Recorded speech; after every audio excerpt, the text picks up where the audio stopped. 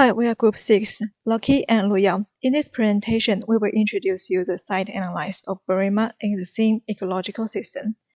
As you can see in this plan, we set out in a large scale to compare the different biodiversity value and the natural resources between the surrounding environment and the site.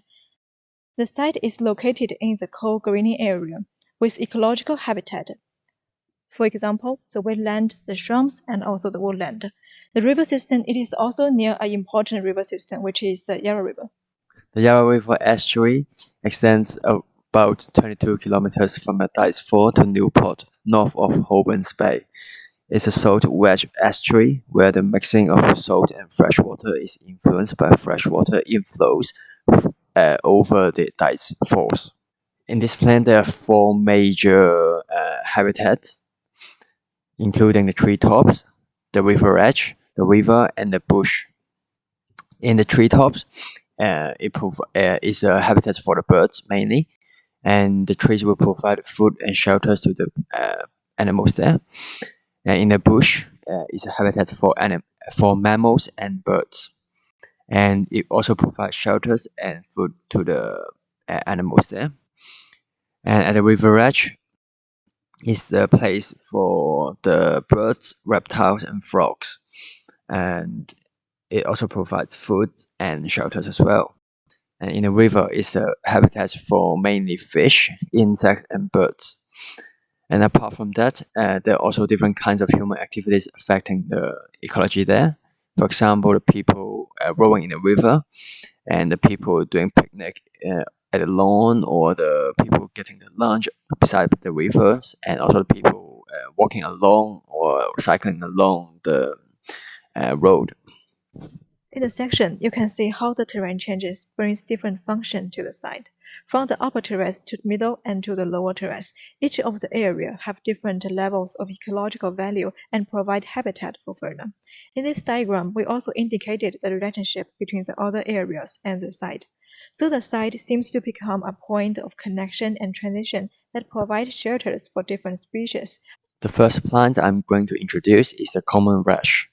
The rush is usually in the riversides, damp sclerophyll forests, and valleys. They are used in wetlands and ornamental ponds as well. And it's an evergreen and robust and low maintenance plant, and it also attracts birds. And the species is very dominating at the river edge because of the widespread of the plants. The color also reinforce the color of the river. The second plant is the English elm. It's a tree. They grow in both dry and moist habitats. At the site, it provides a lot of shading to the pedestrians. It's a deciduous tree, so in autumn, it will change the leaves color to yellow or bronze color. So, and also the bark is very attractive. And at the side, the line of elms are very beautiful, dominating the avenue and also providing a lot of shades to the people. The third plant is the oyster plant. It's a perennial herb. They grow in both dry and moist habitats, and it can be used at it can be used for perennial border, ground cover, accent, shrub, and mixed borders. And they're very robust and low maintenance as well. So it's a very good choice at the public area. And also at the size, because of the tall stems growing up from the ground, is also very dominating. And also because of the flowers and the foliage have a very special looking, is a very interesting plant as well. The fourth one is the white clover. It is unique as it's the only plant in our plant profile. We find it dominant as it originated from the Europe, Western Asia, and North Africa. It is now spread globally. You can find it in your garden. We can also find it in almost every grassland in the site.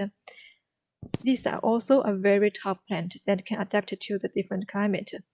So talking about the cultural value, people like it because people are interested in finding the 4 leaves of white clover, which we have a meaning of lucky. So all those cultural value and the habitat make it dominant in the site. The fifth one is the flooded gum. It is an evergreen, robust, and low-maintenance eucalyptus. It is a native plant in coastal areas and also located in the wet forest and rainforest. In the site, it is located in the lowest level of the grassland slope. Those trees will suffer a lot of accumulated rainwater, but luckily their wet forest habitat will help them to adapt to the situation. They are also fast-growing eucalyptus with high living flexibility. In this site, they are growing in pure stands, but in other situations, they can also be mixed with other trees. So looking at the right side, you can see how it's a life cycle of this fruit, from the flower buds to the flower and to finally the fruit. The trees have different variations and also have different values in this growing stage. Our last one is a cushion bush. It is a hedging, ground cover, and evergreen shrub. They are native in Australia, grow in coastal areas that live near the water but above the waterline. It is also a popular garden plant. As you can see here, many different features exist in one plant. For example, the silver color and the interlacing branches give a candy floss texture to the plant.